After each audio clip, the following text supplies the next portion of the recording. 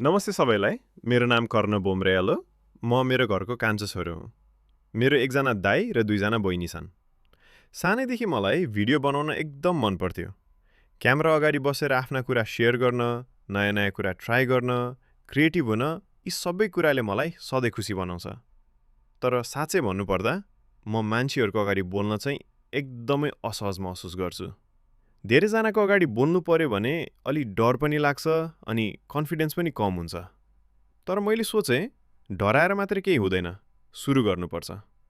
त्यही सोचका साथ जस्तो तसो गरेर मैले आफ्नो एउटा युट्युब च्यानल खोलेको छु।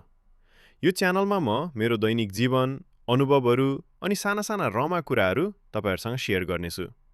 म पर्फेक्ट छैन, तर म सिक्दैछु, अघि बढ्दैछु। मलाई थाहा छ सुरुमा गाह्रो हुन्छ, तर बिस्तारै सबै ठिक हुँदै जान्छ भन्ने विश्वास छ। तपाईहरुको साथ र सपोर्टले मलाई अझै हौसला दिनेछ। यदि तपाईहरुलाई मेरो भिडियो मन पर्यो भने कृपया लाइक, शेयर र सब्स्क्राइब गर्न नबिर्सनुहोला। धन्यवाद।